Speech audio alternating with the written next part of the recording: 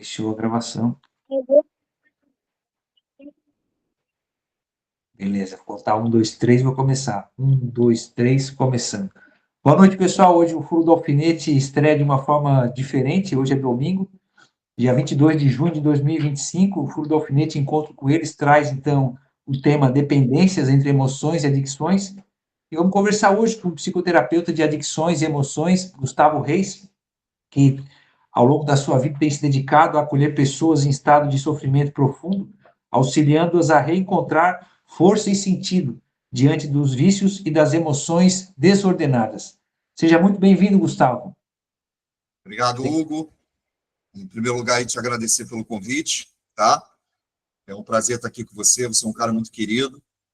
E eu estou aqui para a gente somar aí, aprender juntos, uma via de mão dupla. Vamos bater um papo aí bem bacana aí, vai ser bem legal. É um prazer estar aqui, de verdade. Que bom, é uma alegria. E hoje, pessoal, está um pouco diferenciado, porque estamos gravando não ao vivo, diretamente lá pelo Instagram. Aconteceu um problema, mas tocamos o barco, né? Então, Gustavo, entre emoções e adicções, né? A palavra dependência, ela vem junto dentro da temática. Essa semana eu compartilhei algumas coisas, umas um pouco oscilantes, né? Porque a gente sabe que é uma discussão bastante ampla quando entra nessa seara, tanto da dependência quanto da própria emoção e da adicção. Então, existe hoje, a gente pode falar, Gustavo, de emoções que viciam? Sim, na verdade, então, uma emoção, ela vicia igual, por exemplo, uma droga ou igual a qualquer outro vício. Uma emoção, e geralmente uma emoção está ligada a um relacionamento interpessoal, sexo afetivo, familiar, trabalho, num casamento, relações de pais com filhos, enfim. Mas a pessoa ela consegue ficar presa naquele estado ali emocional. É como se ela criasse uma é como se ela entregasse a vontade e a vida dela naquela emoção ali que vai. É como se aquela emoção ruim, seja uma raiva, seja uma reclamação, uma pessoa que reclama o tempo todo, uma pessoa que lamenta da vida o tempo todo, uma pessoa ressentida, uma pessoa magoada, uma pessoa ferida, ela vai fazer daquele sentimento ali, ela vai conseguir extrair dali uma dopamina para ela ficar presa ali. O cérebro ele não vai mais produzir, né, como em qualquer outro vício, o cérebro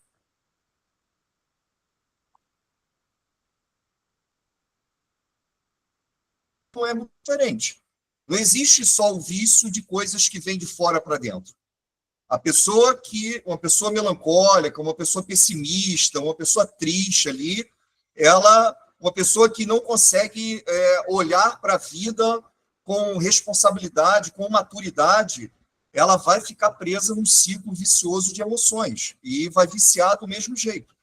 É como se aquelas emoções ali dessem sentido para a vida dela. Por isso que eu falei, é como se ela entregasse a vontade e a vida dela, aquelas emoções. Aquilo ali é como se fosse dar a ela ali uma pitada de sal para uma vida que precisa dessa adrenalina, desse desconforto, desse mal-estar, para que ela visse sentido na vida. Então, uma emoção, ela vicia tanto quanto uma droga ou qualquer outro vício, ou qualquer outro processo obsessivo compulsivo. Até porque eu estava pensando sobre isso, hoje se fala muito, né, Gustavo, da tal da vitimização. A vitimização, ela entra na esteira das emoções desordenadas, em uma certa medida? Na verdade, eu costumo dizer, Hugo, que toda adicção ela nasce no berço. Né? Por que a adicção nasce no berço? Como São Tomás fala, o caráter ele é construído ali, no berço, no início da construção do indivíduo. E o indivíduo que cresce tanto amado demais, vamos colocar assim, né, um excesso de amor, né, uma superproteção, né, e aquele que tem um abandono, uma negligência, ambos crescem feridos, ambos crescem com um círculo afetivo distorcido, tanto para mais quanto para menos. E o adicto, ou a adicção, ou a dependência emocional, ela nada mais é do que isso. É um extremo entre um polo e outro. Ou a pessoa, ela cresce, a pessoa, por exemplo, que cresceu tendo todas as vontades satisfeitas, não ouviu um não, ela cresce continuando a acreditar que o mundo vai girar em torno dela, como girou naquela construção do caráter, ali infância, pré-adolescência e adolescência. Assim como a pessoa que se vitimiza, que foi o que você trouxe. A pessoa que não teve um círculo afetivo fechado nesse sentido, não se sentiu amada, não se sentiu protegida, não se sentiu ali amparada, encorajada devidamente, ela vai crescer fraca, ela vai crescer uma pessoa frágil. E aí ela vai ter a vitimização como um ponto, como uma muleta, né? Como um ponto de apoio. Tanto soberbo, que vai crescer achando que o mundo tem que girar em torno dele, então ele cria uma dependência emocional diante das pessoas, exatamente porque ele acredita que essas pessoas têm que servir a ele, assim como ele foi servido a infância toda, assim como a criança, o pré-adolescente, o adolescente que cresceu ali com essa perda, com essa falta de amor. Ele cresce nesse desespero, e aí, abrindo um parênteses, é o que a gente fala da quarta camada. A pessoa cresce, o indivíduo cresce com esse desespero de ser amado, de ser validado, de ser preenchido, e então ele cria essa dependência emocional nos relacionamentos dele, que não obrigatoriamente precisa ser um relacionamento sexoafetivo. Pode ser um relacionamento, como eu disse no início, do trabalho, de amizade, na família, enfim. É isso. Eu estava dando uma olhadinha para te perguntar, porque eu fiquei com uma dúvida em relação a essa questão. A adicção, ela é uma doença e a dependência emocional, ela é onde entra dentro da avaliação, a parte técnica, vamos dizer, do DSM, por exemplo, né, se é classificado como algum tipo de transtorno. E aí essa é a minha pergunta, né? Porque a gente sabe que existe vários tipos de transtorno de personalidade, né? Sim. Que envolve, multifatorial a questão do transtorno, mas no que diz respeito à adicção, qual seria a definição dela e a dependência emocional, que a gente estava conversando nos bastidores, né? Tu comentou que, em certa medida, a dependência emocional ela é um tipo de adicção, né? Sim. Que a pessoa se torna escrava, né? Lembrando para quem nos escuta aqui que a palavra adicto, né, ela vem de escravo, né? De escravidão, né? Então, toda dependência ela é incluída dentro da adicção. A adicção ela é uma doença, um distúrbio mental, emocional e físico. Porém, até bem pouco tempo atrás, a psicologia contemporânea, né, e a própria medicina, eu posso dizer, talvez sendo um pouco ousado aqui, falhavam no sentido do tratamento da adicção. Por quê? Porque não se concebia a parte espiritual desse distúrbio, dessa doença. Fala-se muito da questão, né, da dopamina, né, desse sistema de compensação do cérebro. Fala-se muito da droga em si, se caracteriza muito a questão da droga, que é uma coisa muito evidente, né?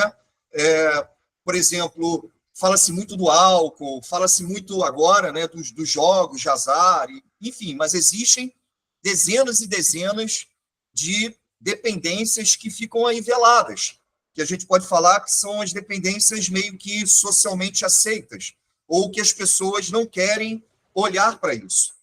Então, a psicologia tomista hoje, ela, né, baseada em São Tomás, ela já abarca essa questão do espiritual da adicção, porque é muito injusto tratar o indivíduo como uma mente e um corpo apenas. A gente precisa entender que o ser humano ele tem alma, né? E entrando nessa seara da alma é onde entra a questão espiritual da adicção. O processo de adicção, o que significa essa parte espiritual na adicção? É esse descontentamento crônico, é essa insatisfação crônica.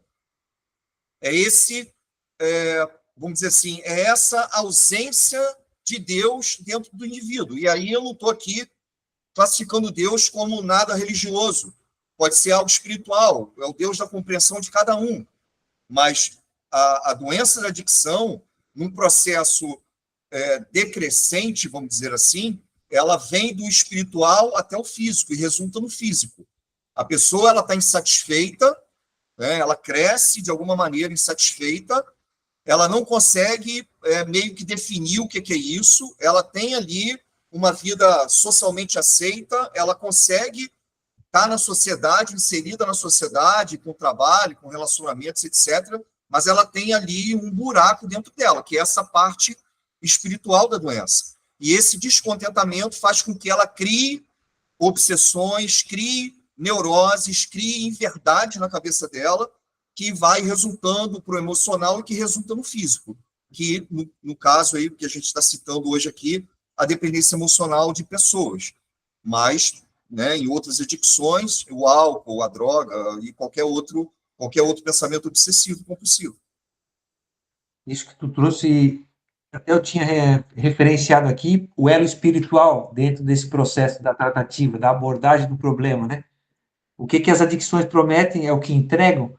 O discurso terapêutico moderno sobre a questão espiritual. É possível tratar de vício sem falar de alma, né? Que tem a ver com isso que tu acabou de trazer. Então, eu até comentei alguns dias atrás, uma fala que eu tive aqui, eu abri uma live sozinho, sem um convidado, né? Falando sobre da alma psique, né?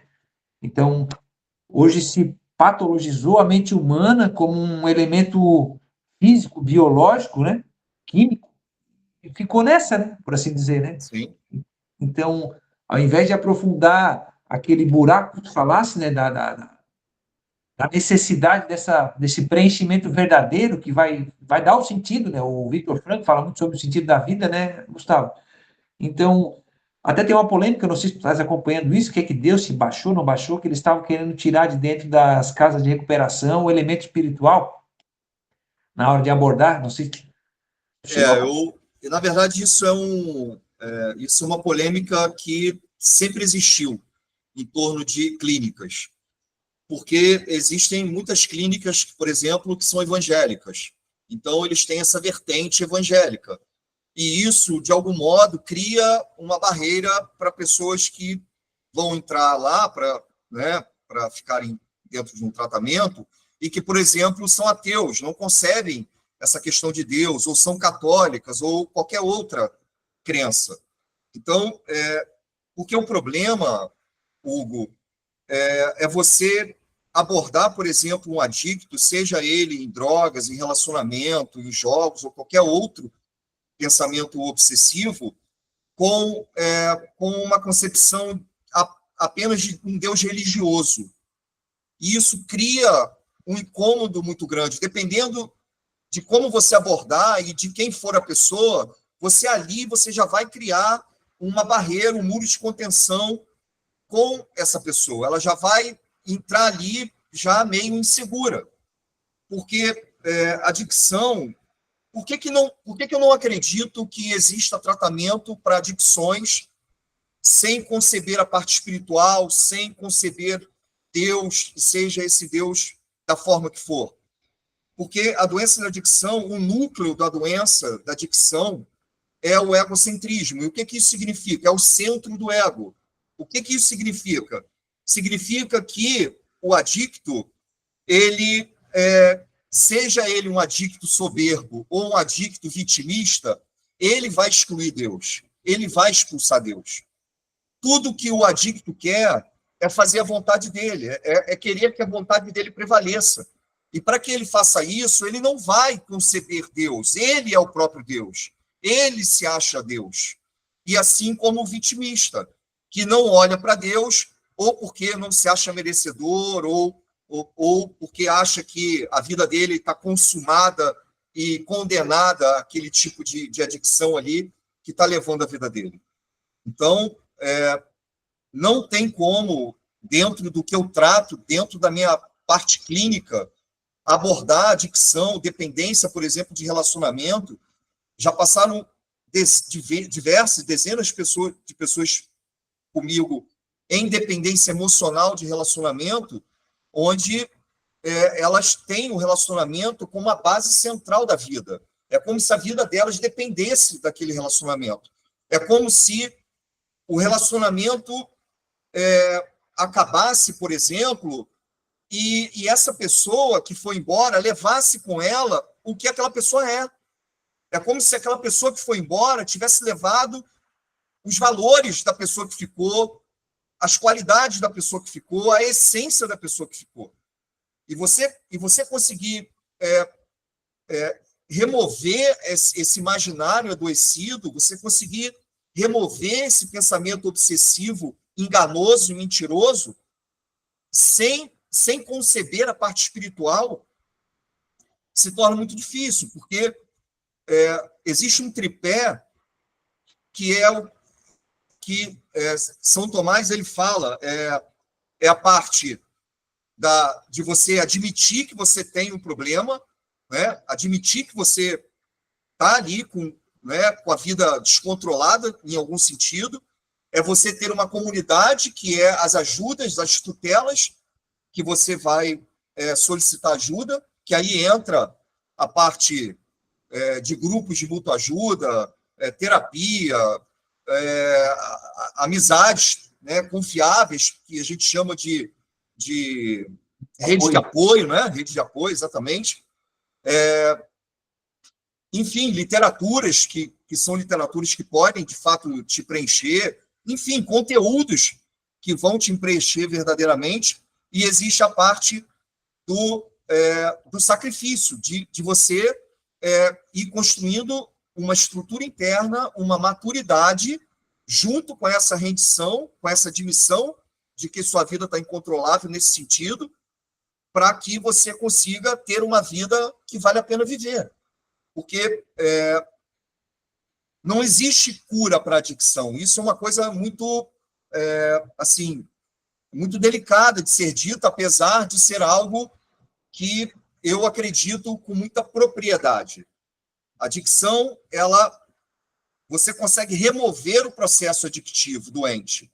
Você não consegue curar esse processo. Independente do quanto você tenha, vamos dizer assim, tempo de abstinência, tempo de sobriedade do seu vício, é algo que você vai ter que tratar até o fim, é algo que você vai ter que estar ali cuidando e fazendo um inventário diário até o fim, para que você não volte nesse processo, não tenha o que a gente chama de recaídas, né? Aí, isso que falou é importante, eu estava lembrando aqui, tem o texto, as tratativas bíblicas, elas são muito interessantes, e o próprio Cristo, né, que a gente já conversou em algum momento, que ele é um referencial de terapeuta, vamos dizer assim, por excelência, né, a questão da sobriedade, da vigilância, né, ele fala, sede sóbrios e vigilantes, né, então existe uma atenção que a pessoa precisa dar, né, naquilo que, fazendo essa relação com a adicção, né, incomodava muito isso, Gustavo. Eu tive isso no seio familiar, e a minha mente ficou poluída no imaginário em relação a essa terminologia, né? Sim. E depois que eu tive a oportunidade, para quem está nos assistindo aí, de ter uma aula na minha formação de terapeuta com o Gustavo, o nome da aula é Adicção, Caminho com Volta, e ali ele abriu muitas portas, né? E fechou outras, né? E limpou outros cômodos escuros dentro da minha alma em relação a essa temática. E é uma coisa séria que, às vezes, por desleixo, né? Ou falta, às vezes, de humildade da pessoa, né? Acho que esse é o ponto, porque reconhecer uma vulnerabilidade, por assim dizer, né? É reconhecer, eu sou fraco, eu preciso de ajuda, e eu estou aqui, por favor, help me, né? Ajuda. Então, isso quebra essas barreiras, né? Porque, como o Gustavo costuma falar com bastante veemência, e eu acompanho muito o trabalho que o Gustavo faz no Instagram, para quem puder ir lá acompanhar também, vale a pena. Gustavo Reis, psicoterapeuta, é esse o link, né? Isso. O endereço lá, né, Gustavo?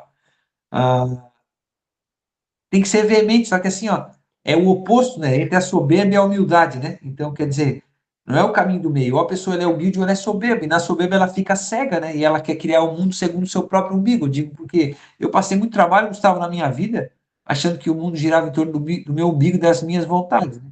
Uma insatisfação assim quase crônica quando era frustrado em algumas coisas, que me levava a tomar atitudes abruptas, né, violentas, como quem tu falasse ali do aspecto espiritual. Diz para Deus assim: eu não quero saber de ti, desde que eu sei como que resolve esse negócio. Entende? Para a espiritualidade, aí onde eu queria A chegar. adicção, eu falo que a adicção é a única doença que afasta o indivíduo de Deus. É a única doença que afasta o indivíduo de Deus. O adicto, ele não quer dar satisfação na vida dele. Ele não quer se humildar. Ele não quer reconhecer que aquela área da vida dele está fora de controle. Por exemplo, um relacionamento. Ele não quer reconhecer que ele perdeu os valores dele ali naquele relacionamento por acreditar que aquele relacionamento é o centro da vida dele. Porque o que o adicto, o dependente emocional busca num relacionamento é esse preenchimento que ele não teve lá de pai, de mãe, seja de quem for. A gente não está aqui culpando ninguém, porque senão a gente chega lá em Adão e Eva, mas existiram rachaduras que, infelizmente, o indivíduo ele arrasta. A gente pode chamar de trauma, né? O que a gente tanto chama de trauma. Ele leva isso para frente. Ele quer preencher essa lacuna, esse buraco, de alguma maneira. E na dependência emocional, o que ele quer? Ele quer ser amado. O indivíduo ele quer ser amado. Ele não foi amado lá atrás, ou não acreditou que foi, então ele quer ser. Então, ele vai.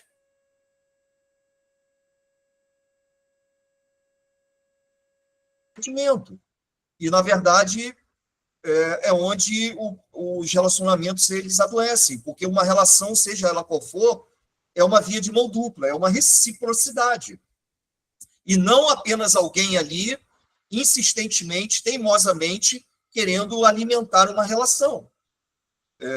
E aí, tanto o soberbo, como a gente já falou, que continua achando que o mundo gira em torno dele, por ele ter sido super protegido e mimado, ele acha que todo mundo tem que continuar servindo a ele, né? Ele exige ser amado nas relações, e aquela pessoa vitimista que não tem ali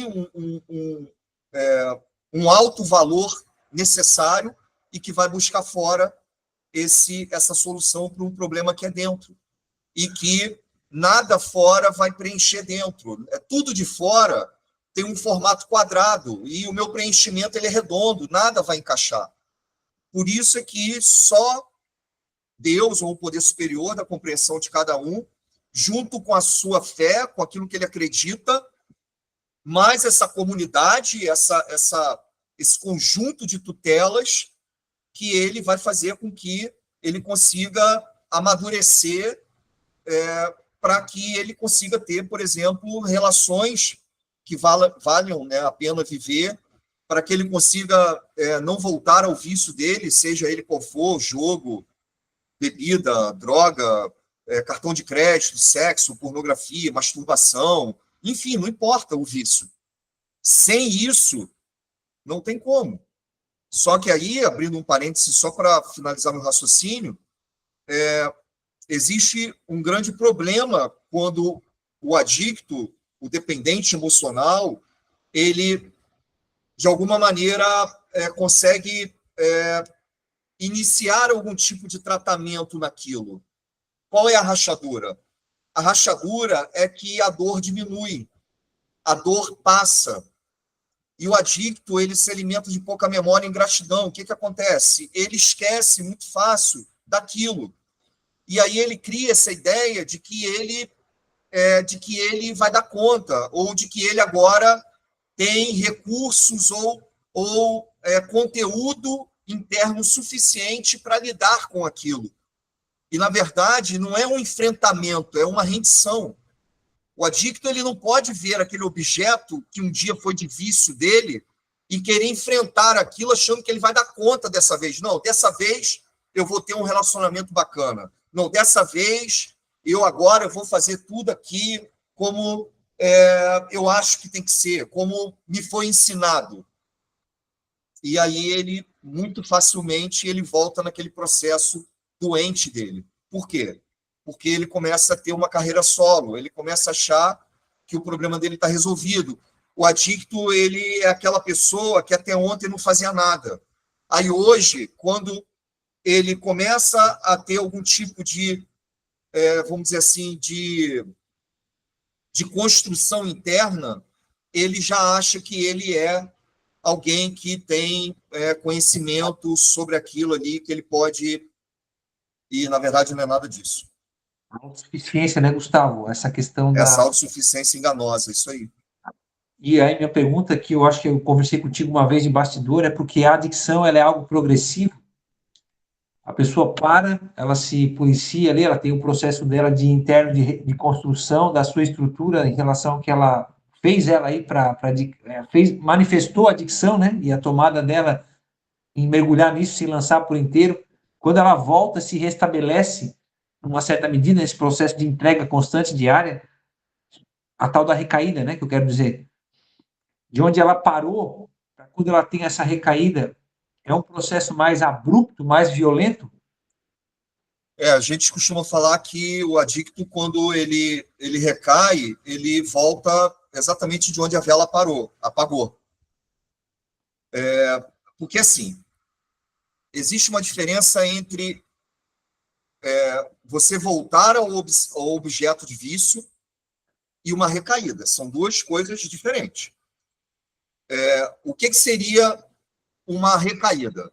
Uma recaída é quando eu, de alguma maneira, eu vou ali me isolando, eu vou construindo uma autossuficiência enganosa, uma soberba, um imaginário adoecido de que, porque eu estou afastado do meu objeto de obsessão, seja o tempo que for, que eu já tenho algum controle da minha própria vida em relação àquela situação.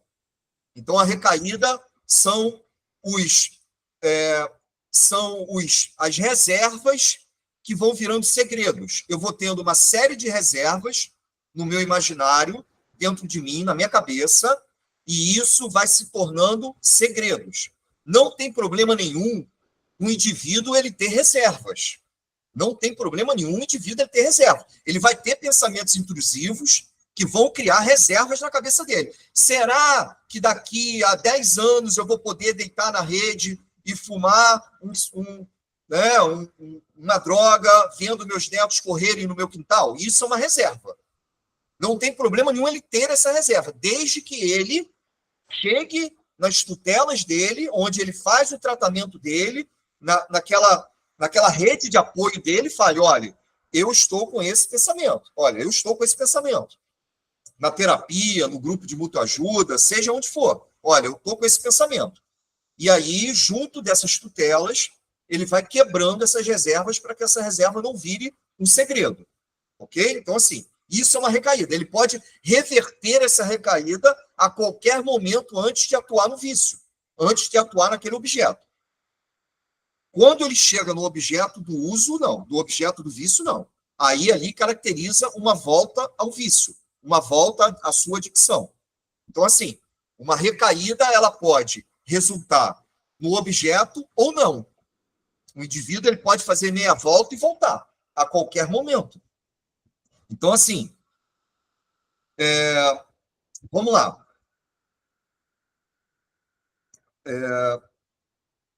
Na quinta-feira, por que eu trabalho com adicção? Por que eu trabalho com dependências?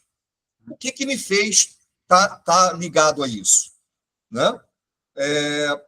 Eu, uma vez, há muitos anos atrás, há mais ou menos uns 25 anos atrás, eu fiz terapia com uma psicóloga que era especialista em dependência química. Ela era especialista em dependência química, não em adicções. E chegou um determinado momento do tratamento em que eu finalizei a terapia porque eu estava manipulando aquele processo de terapia. Por quê? Porque ela sabia muito da parte teórica, ela sabia muito daquilo que ela estudou na faculdade. E tudo bem, o mérito dela, muito legal isso, ok. Mas eu sou um adicto em recuperação há 28 anos. Eu fiz 28 anos de abstinência quinta-feira agora. Então, eu não sei só a parte teórica, eu não só estudei para isso, como eu fui lá, eu vim de lá. Eu estou em processo de recuperação desde 1994. Eu estou em abstinência desde 97. Eu tive, o que a gente acabou de falar aqui, eu tive processo de recaída que resultou no uso 4 vezes de 94 e 97. Então, eu sei exatamente como é essa construção que resulta no uso novamente, ou num relacionamento adoecido, ou em qualquer outro pensamento obsessivo. Então, assim, eu fiz 28 anos agora e até hoje eu trato do meu problema. É o que você falou da progressão da doença. A adicção, ela é uma doença, eu costumo falar que a preocupação do dependente, seja ele emocional, ou em drogas, ou em qualquer outro distúrbio, ele não precisa se preocupar que a doença de adicção é uma doença incurável, por exemplo. A preocupação do indivíduo tem que ser na progressão dela sem o objeto de uso, sem o objeto de vício. Esse é o problema maior. Por isso que quando o indivíduo ele termina um relacionamento adoecido, um relacionamento tóxico, um relacionamento onde... o que caracteriza uma dependência emocional? É você estar num relacionamento onde você é desvalorizado, onde você não consegue desenvolver ali um afeto, onde você não consegue desenvolver uma relação saudável de troca, de reciprocidade, de soma, e permanece naquele lugar, e permanece naquele relacionamento adoecido. Então, o que acontece dentro de um processo de tratamento de adicções onde o indivíduo ele está em abstinência do seu objeto? A doença ela fica muito mais inteligente para agir. A adicção ela não quer que o indivíduo ele use droga, ela não quer que o indivíduo entre numa relação adoecida, doente, ele não quer que o indivíduo... A doença da adicção quer que o indivíduo acredite que ele tem um domínio sobre a própria vida. E ele vai ganhar a vida. O problema não é o indivíduo ganhar a vida, ter sucesso, conquistar as coisas, construir família, e etc. O problema não está aí. O problema está em ele achar que o problema dele está resolvido.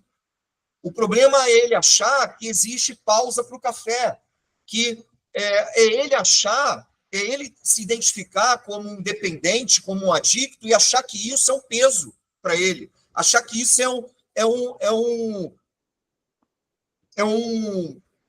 vamos dizer assim, uma penitência para os pecados que ele cometeu no passado. Sabe? Uma prisão por tudo aquilo de errado que ele fez lá atrás.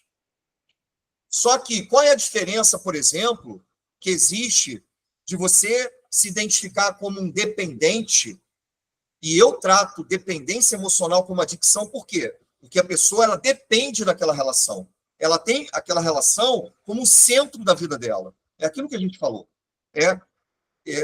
Eu tenho pessoas que têm síndrome de abstinência do relacionamento. Pessoas que não conseguem acreditar que vão conseguir sair do buraco que estão porque o fulano foi embora, ou porque a ciclana foi embora. Eles acreditam que a vida deles não vale mais nada porque aquela pessoa foi embora. Então, o processo de tratamento da doença, da adicção, ele precisa ser um tratamento também progressivo. Não tem como você alcançar uma doença que progride sem um tratamento que progride. Qual é a diferença que existe de você se identificar como um adicto, um viciado, vamos usar esse termo, né? Esse termo popular aí, né? Um viciado em alguma coisa, com uma diabetes, um câncer ou qualquer outra doença crônica que precisa de tratamento. Se você identifica em você uma diabetes e um câncer e você vai fazer de tudo para tratar, por que é que com a adicção teria de ser diferente? A adicção ela não impede o indivíduo de absolutamente nada. É isso que o indivíduo não consegue compreender. Ele acha que, por ele ser dependente de alguma coisa, o adicto ele quer encontrar um tratamento onde ele vai receber um certificado no final de que ele não vai precisar fazer mais nada. De que porque ele parou, ele está, sei lá, 1 ano sem um relacionamento tóxico ou doente. Não é que ele... Vamos lá. Não é que o indivíduo não está se relacionando. A pessoa que é dependente emocional, ela aprende a se relacionar. Ela cria virtudes ali para criar uma distância de segurança para aquele relacionamento e aí ela consegue conceber relacionamentos que valham a pena viver. A pessoa ela tira aquele romantismo, aquela coisa da Disney, aquela coisa dos desenhos animados, dos filmes, de encontrar alguém que vai ser a metade da laranja, alguém que vai me preencher, alguém que vai verdadeiramente me fazer feliz. Eu só vou ser feliz se eu tiver com essa pessoa, ou se eu encontrar um príncipe encantado. Se você olhar hoje, 99,9% das músicas de pagode ou de sertaneja são músicas doentes, cara. Músicas que só falam de dependência, só falam de traição, só falam de pessoas que estão sem sentido de viver porque foram traídas ou porque terminaram um relacionamento. É isso, é desmistificar isso. É fazer uma varredura na cabeça da pessoa para ela entender que ela pode ter um relacionamento. Porém, ela precisa cuidar para que ela não entre naquele processo doente ali de se invalidar, de se menosprezar e de se anular para o outro, para ser aceita, para ser validada, para ser amada, para ser compreendida, porque ela não teve isso lá com o pai, mãe ou quem quer que seja que cuidou dela. São 3 coisas que, enquanto estava falando, eu estava lembrando aqui, Gustavo, muito bom isso aí, mas voltando um pouco ali, o adicto que está, vamos dizer assim, livre da substância, né? Aquela que é dominante, né? Que levou ele desse processo, depois que ele sai, vamos dizer assim, deixa de utilizar mais ela, que ele agora está tudo certo, eu consigo, eu sou capaz, sou autossuficiente. Como a adicção é algo progressivo, o que acontece nessa varredura que tu estás falando aí é a racionalização, né? Dentro da cabeça desse indivíduo, né? Sim. Ele É a ausência de algo maior do que ele. Ele fica centrado nos seus próprios pensamentos, né? E a mente vai criando estruturas, labirintos, argumentos, justificativas, né? É a progressão da doença. O que é a progressão da doença no indivíduo sem o objeto? A progressão da doença é convencer a ele de que em algum momento ele vai dar conta daquilo que ele não deu. Por que a adicção ela é uma doença que ela vai encontrando meios e maneiras de atuar? Por que uma adicção ela sai de um relacionamento doente e vai para a bebida? Quantas e quantas pessoas que terminam um relacionamento adoecido e começam a beber de maneira descontrolada? Quantas e quantas pessoas saem da droga e vão para a pornografia? Saem da pornografia e vão para o álcool? Estão na pornografia e progride para uma prostituição. Por causa disso, a adicção ela é uma doença que tem vida própria. Ela tem 2 coisas que o adicto tem dificuldade de ter, que é a paciência e a inteligência. A adicção é uma doença que parece que eu estou falando de uma entidade, né? Parece que eu estou falando de algo que é fora, né? E não é isso. O que eu estou, apesar da doença da adicção ser um sugestionamento, a doença ela é um sugestionamento, ela fica o tempo inteiro ali, é essa parte espiritual do indivíduo que está lá vivendo bem, casado, com trabalho, com dinheiro, com tudo isso que essa sociedade diz que o indivíduo tem que ter, e ele está com essa parte espiritual, ele está nessa insatisfação crônica. Ele olha para tudo e fala assim, caramba, não é nada disso.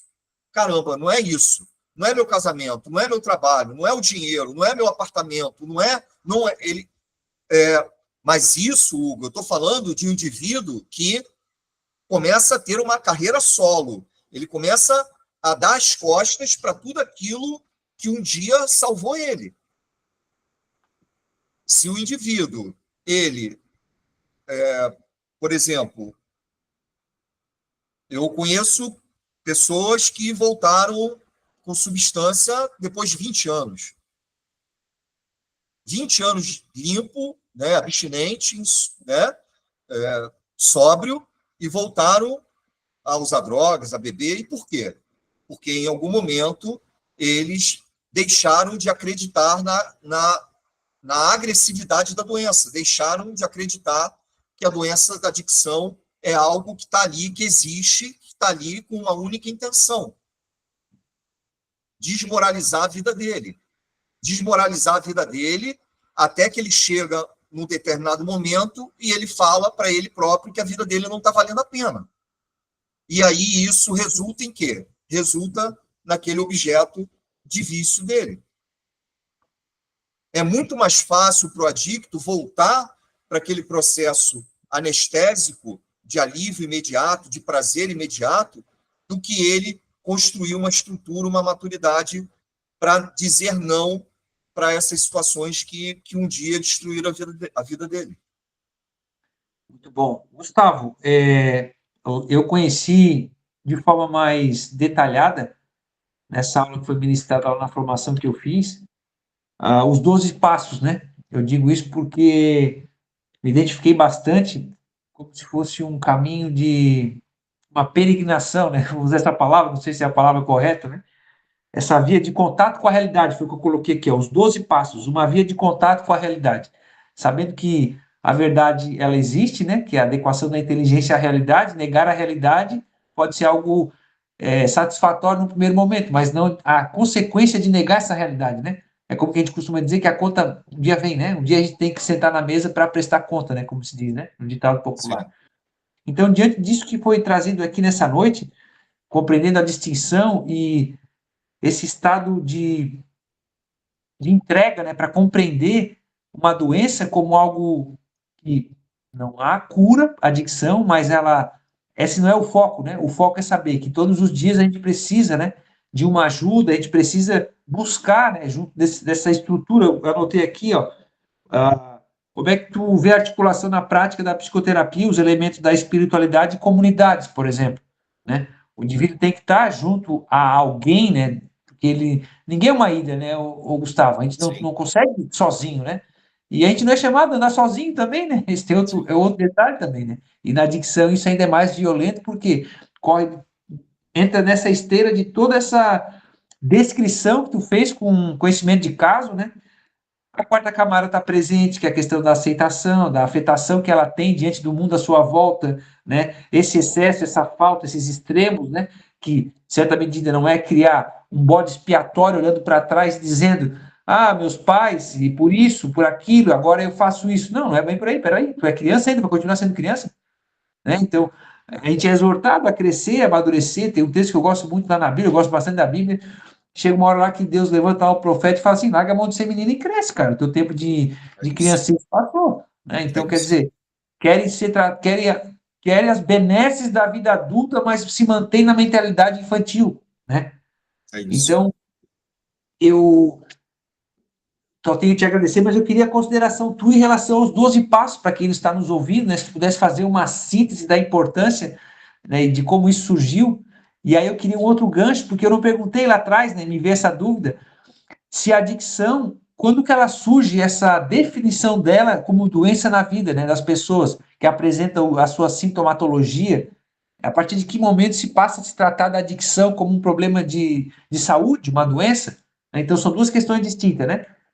Vou dizer assim, o tratamento, né, está ali dentro dos 12 passos, né, uma coisa para a alma, né, porque mexe na estrutura toda do ser, corpo, mente, espírito, né, e a questão da adicção, quando começou-se a olhar a lupa e dizer, não, isso aqui é esse problema aqui, porque tem isso, isso, isso, isso. Claro que tu já ilustrou no decorrer dessa nossa conversa, nessa noite, né? Mas se fosse sintetizar para quem está nos ouvindo, né, com clareza para entender, de repente a pessoa pode estar em dúvida, né?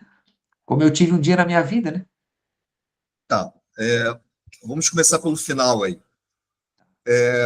O que caracteriza um processo adictivo? É a perda de controle. É a pessoa ela ter aquela determinada situação como centro da vida dela. Ela começa a contagiar e contaminar outras áreas da vida dela em prol daquilo ali. Seja um relacionamento, droga ou qualquer outro pensamento obsessivo compulsivo. É essa perda de controle, essa perda de um autodomínio é que caracteriza um problema. Porém, não tem como tratar de um processo adictivo sem que a pessoa reconheça e admita que aquilo ali existe, que ela tem um problema com aquilo ali. Não tem como alcançar um indivíduo que, mesmo a gente de fora olhando e vendo o quanto está óbvio aquele problema na pessoa, se ela negar aquilo, não tem como alcançar aquela pessoa para ajudar a ela. Eu costumo dizer que existe uma pequena palavra, um pequeno gesto que é maior do que absolutamente tudo aquilo que existe dentro dessas tutelas para ajudar o indivíduo, que é o quê? Não, eu não vou fazer. É a tomada de decisão. Eu não vou fazer. Não importa o quanto me doa, não importa o quanto eu vou sangrar, não importa o sacrifício que eu tenho que fazer, eu não vou atuar nessa obsessão, nessa situação que destruiu minha vida há tão pouco tempo atrás, ou não, que seja um grande tempo atrás. É o não.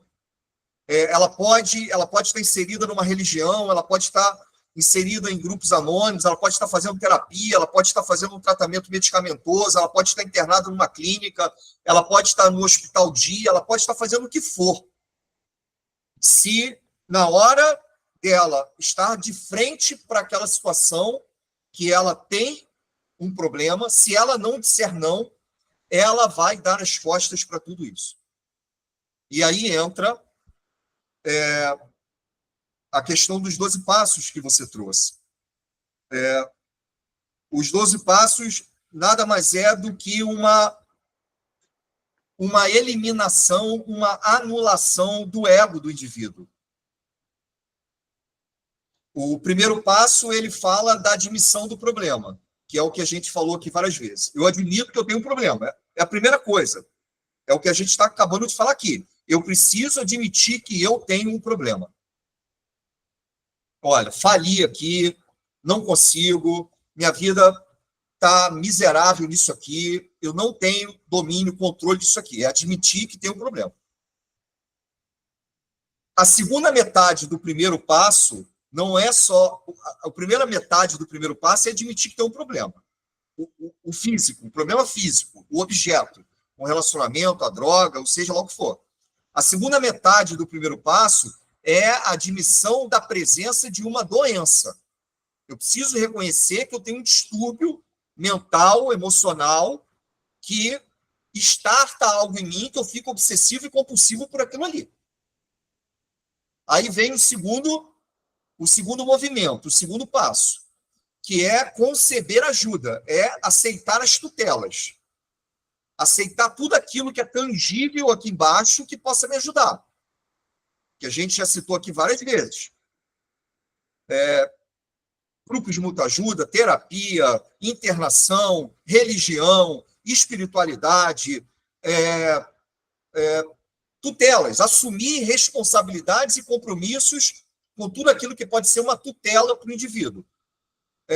Um trabalho, trabalhar e aceitar aquele trabalho, assumir a sua família, o seu relacionamento, ter tudo isso como tutelas. É olhar para tudo isso em volta e ter tudo isso como ferramentas para que ele comece a acreditar nele, para que ele comece a criar uma estrutura de autoconfiança, de alto valor. Aí vem o terceiro movimento, o terceiro passo, que é entregar a vontade e a vida a um Deus da sua compreensão. E entregar uma vontade e a vida a um Deus da sua compreensão nada mais é do que você começar a viver dentro de princípios espirituais, dentro de virtudes. É você começar a olhar para algo acima de você, que é o que eu falei no início, a eliminação do ego. O adicto ele precisa conceber algo maior do que ele. Num primeiro momento, que é o segundo passo, fala de poderes superiores tangíveis. É tudo aquilo que está aqui embaixo que ele pode tocar e ver. Por quê que isso vem primeiro? Por causa daquela dificuldade lá do indivíduo com Deus. Grande parte dos adictos tem uma dificuldade com Deus, porque cresceu com Deus castigador, com Deus punitivo, com Deus que né, céu e inferno, bem e mal. Ele cresce com esse extremo de Deus. Então, você dá para o adicto, para o dependente, a chance dele acreditar em coisas tangíveis aqui embaixo.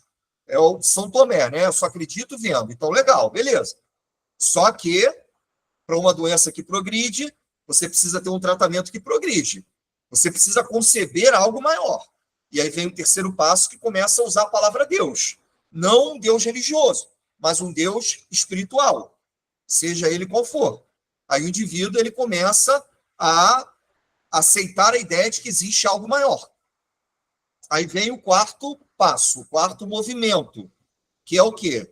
Ele fazer um inventário da vida dele, desde o berço até o dia que ele admitiu que perdeu o controle e domínio da própria vida. É fazer um inventário, é como se fosse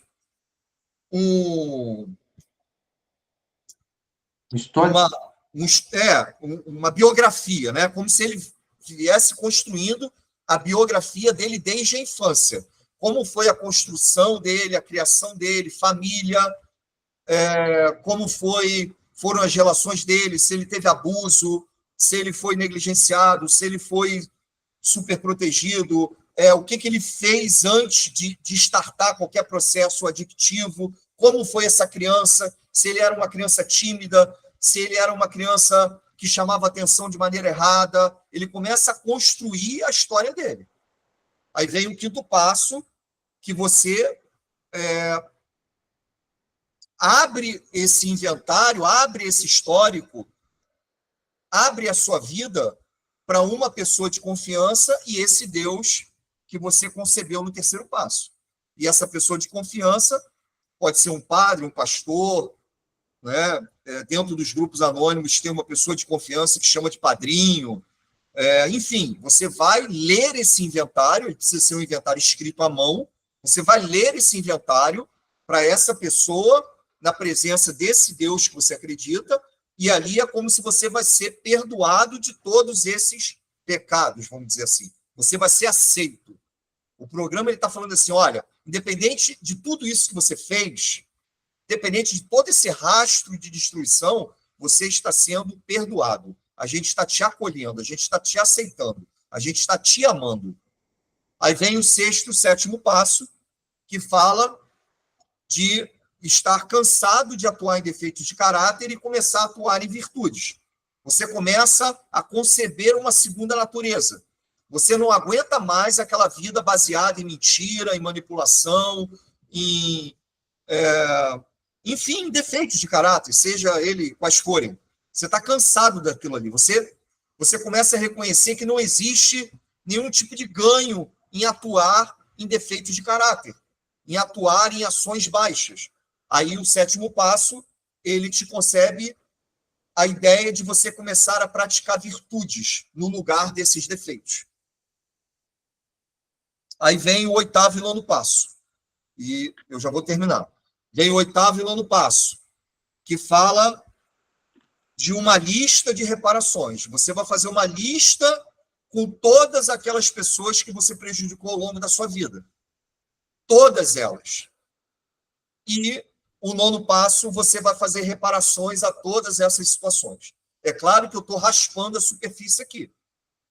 Não é algo fácil, apesar de ser simples, mas não é algo que, como se fosse uma lista de mercado, de você ir lá e colocar nomes de pessoas e... Oi? O checklist, né? Como se fosse checklist. Não é isso. É muito difícil você construir uma lista de oitavo passo de reparações. É muito difícil, é até mais difícil, eu costumo dizer que é até mais difícil do que a construção do quarto passo, desse inventário pessoal. Você vai fazer uma lista de todas as pessoas que você prejudicou, independente do quanto elas também possam ter te prejudicado. O programa de passos, ele não quer saber o que fizeram com você. Ele quer saber o que você fez para as pessoas que girou em torno do seu vício, da sua dependência. E aí, o 9º passo, você vai fazer essas reparações na medida do possível. Na medida do possível. Pessoas que morreram, pessoas que se encontram vivas, pessoas que, enfim, existem reparações que você não pode fazer, que a sua vida vai correr risco, por exemplo. Não vou entrar aqui em detalhes do que seria, mas existem reparações que não podem ser feitas. Existem reparações para pessoas que já morreram, né? Que existem meios e maneiras de se fazer isso. E aí o 10º passo, o que é o 10º passo? O 10º passo é o preço da recuperação do indivíduo, que é o quê? A autovigilância. É ele se vigiar desde a hora que ele acorda até a hora que ele vai dormir. É ele abrir o olho e falar: quem sou eu? Que doença é essa? Que programa é esse? E o que eu tenho para fazer hoje? E aí ele vai viver o dia dele. Porém, ali o tempo todo atento a tudo aquilo que ele está fazendo no dia dele. Ele é como se fosse o banho de ontem não vale para hoje. Você tem que tomar banho hoje novamente. O adicto, ele dorme em recuperação e acorda adicto apenas. Então, ele tem esse 10º passo, que é esse inventário. E o 11º passo é esse contato mais próximo com esse poder superior que você concebeu lá no 3º. Você estreita esse laço com esse poder superior. Você começa a conciliar a tua vontade com a vontade desse Deus, e não mais com aquilo que você quer. E o 12º passo é você entender que a tua recuperação não é mais apenas sobre você, é sobre o outro. Você começa a estender o teu processo de recuperação para tudo aquilo que está fora, para as pessoas e para as situações. Você muda e melhora a vida das pessoas e dos lugares onde você está, porque você está ali. Ou seja, desse 1º ao 12º nada mais é do que você anular o teu ego. Claro que eu estou falando de uma maneira figurada. Essa anulação do ego é um trabalho diário. Não é um trabalho que acumula. Eu acumulo, eu estou 28 anos em abstinência, em tratamento, então eu tenho informação suficiente dentro de mim para achar que hoje eu posso viver sem essas tutelas. Não, muito pelo contrário. A doença está progredindo há 28 anos. Então, eu tenho que tratar disso. Eu costumo falar, na quinta-feira, eu olhei assim e falei: nossa, como é que eu ainda penso isso? Como é que eu ainda sinto isso? Né? Porque eu trato pessoas hoje, mas eu faço terapia, eu faço supervisão, eu tenho um Deus. Então, assim, eu continuo fazendo aquela base inicial para eu sustentar o que eu tenho hoje. Passo, vai sempre caminhando, né? É isso aí. Interessante, Gustavo, porque às vezes a gente não se dá conta, é importante o indivíduo maduro ter uma projeção na sua própria vida, mas quando a gente sabe que o que importa, essa aqui é um teste, o que importa é outro, como diz o Olavo, né? É que essa aqui também não pode ser desperdiçada em vão, né? Ela tem que produzir um fruto, né? Um bom fruto, né? Que é essa vida que se dispõe a se entregar, a se queimar como esse pavio, né? Que vai se queimando para iluminar a vida dos outros, né?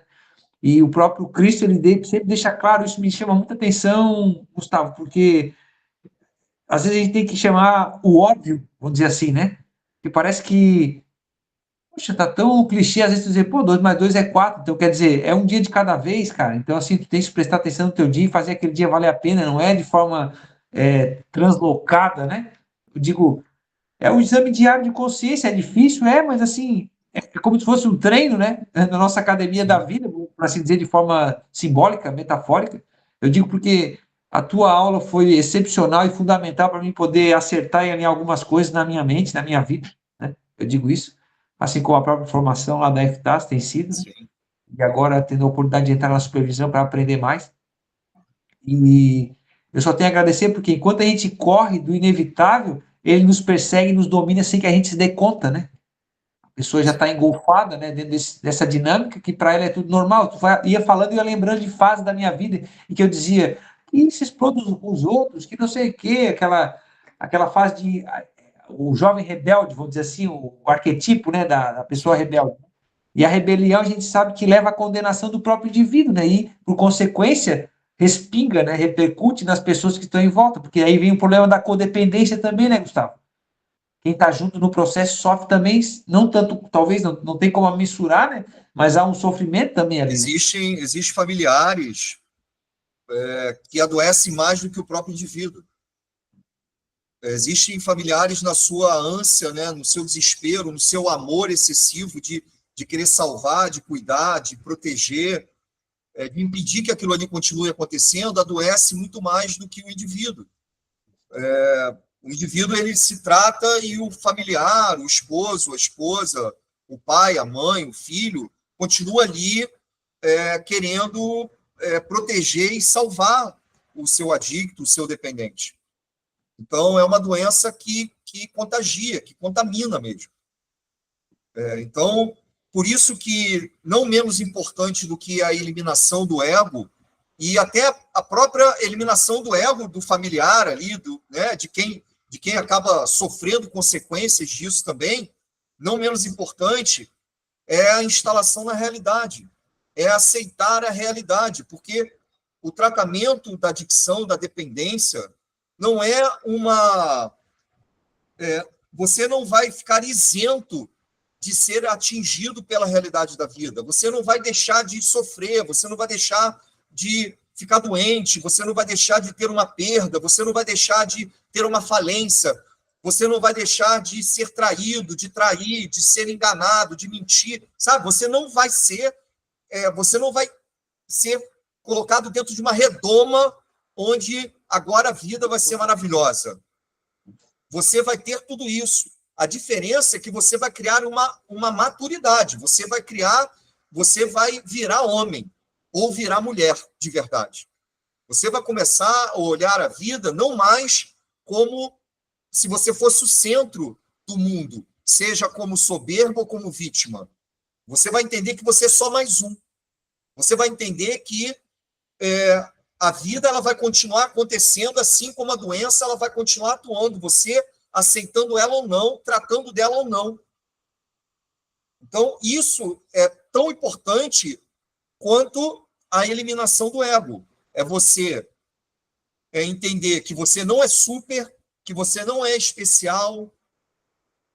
Por exemplo, quando o adicto ele inicia um processo de tratamento, ele começa a achar que ele é especial, que ele é super, que ele é um sobrevivente, que Deus pensou ele lá na miséria e trouxe ele, como se ele fosse mais importante do que quem continua lá.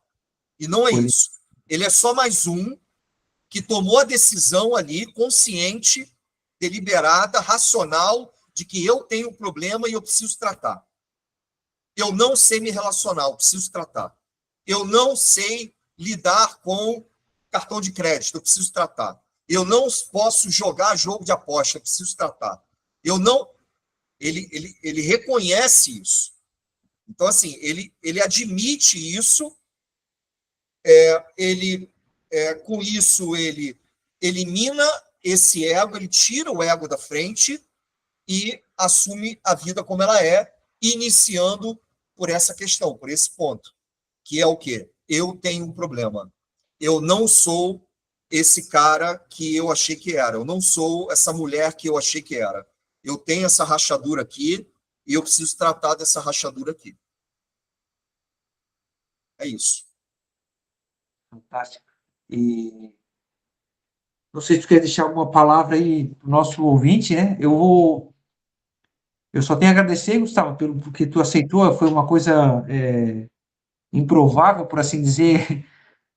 Para mim foi uma alegria, foi uma honra e Foi maravilhoso estar aqui com você. Muito bom. eu só tenho a agradecer mesmo, né, essa tua dedicação, a tua própria vida. Eu sou católico, então assim, eu não deixo de rezar pela tua vida, né, desde que eu te conheci. E para mim, um dia, de repente, a gente pode te conhecer pessoalmente. Vai ser uma alegria também. Sem dúvida. Não, isso não vai demorar, não. Pode acreditar. Amém. E eu tenho conversado algumas coisas com o professor Arthur também. Ele pediu para eu parar de chamar ele de professor, mas tá bom. Mas ele É, continua. eu chamo ele de mestre, ele me manda para Tá aquele bom. lugar. Ele fala, mestre é Jesus, é Deus. Eu falei, tá, tudo bem, mas você também é para mim. O Jesus fala, Arthur, ele, o Arthur, ele é sensacional, assim. Jesus Falar fala que dele, eu me emociono, mas eu chorei já por isso. Jesus fala que o discípulo não está acima do seu mestre, mas todo aquele que for bem instruído será como seu mestre, né? é Ele isso fala, aí. né? Então, quer dizer, a gente está indo nessa direção. Tá vendo lá no horizonte, está chegando, É vamos isso lá, aí. né? Então, assim, Gustavo, eu só tenho que te agradecer pela tua disposição, pela tua entrega, né? Eu não sei como é que eu vou conseguir aproveitar o material com qualidade, da forma como a gente disponibilizou aqui, mas esse registro ele é importante. Eu vou, sem sombra de dúvida, depurar ele de alguma forma. O Victor está sendo o nosso auxiliar aí, Isso aí. nosso bastidor aí, né? A mão invisível da Hand Visible, né? Foi ele que articulou tudo isso aqui. A gente só tem a agradecer. Eu vou ver lá o Instagram, não sei se dá para processar eles e ganhar dinheiro com isso, tô brincando. Eles sacanearam a gente, né? É um bug, parece. E é isso. Quer deixar umas palavras aí de encerramento, Gustavo? Além de tudo que tu já entregou hoje aqui nessa noite.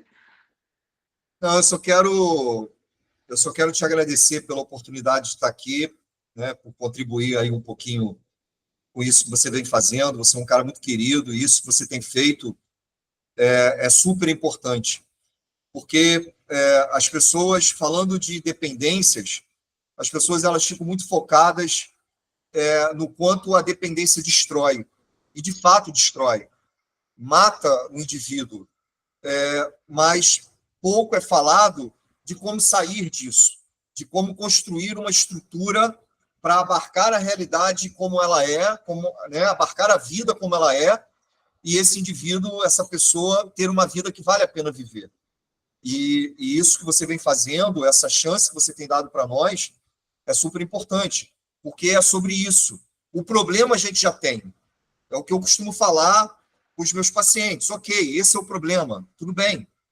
Esse é o trauma, esse é o vício, essa é a dependência, ok. Mas nós não somos ratos de laboratório e nem elefantes de circo, fadados, condenados a viver ali tutelado por um trauma ou por algo que um dia nos assolou. Nós somos seres causais, a gente cria, a gente tem a nossa vontade e a nossa inteligência a nosso favor. E é isso que o adicto, o dependente, ele precisa começar a acreditar que ele tem a vontade dele, que precisa ser usada para o bem, e ele tem a inteligência dele, que vai fazer com que ele se sacrifique, ele se esforce em prol daquilo que ele precisa fazer para não mais sofrer daquela dependência ou daquele vício. Então, é isso. Eu só tenho que te agradecer e obrigado aí. Obrigado também a todos aí que nos acompanharam, né, dessa forma diferenciada. E aí agora eu vou parar aqui, Gustavo, mas eu não sei como é que vai proceder, como é que faz aí para baixar aí, salvar, gravar isso aí. Eu Aí tu vai... vou, eu vou finalizar Aham, e vou ver o que vai me aparecer aqui. Não, tá, eu vou finalizar a gravação. E aí eu acho que talvez seria interessante, se não me aparecer nada aqui que didático, que me fale como eu tenho o que eu tenho que fazer, você passa uma mensagem off aí para o Victor, ele entra e aí a gente faz aqui junto aqui o que precisa ser feito. Ok? tá, tá. Enfim, eu vou finalizar aqui. Você vai poder fazer o corte que você quer, enfim. Tá? Tá. Obrigado, Gustavo. Uma boa semana aí. Um Melhoras para ti abraço. aí. Saúde, Valeu, sabedoria e coragem. obrigado. Um abraço.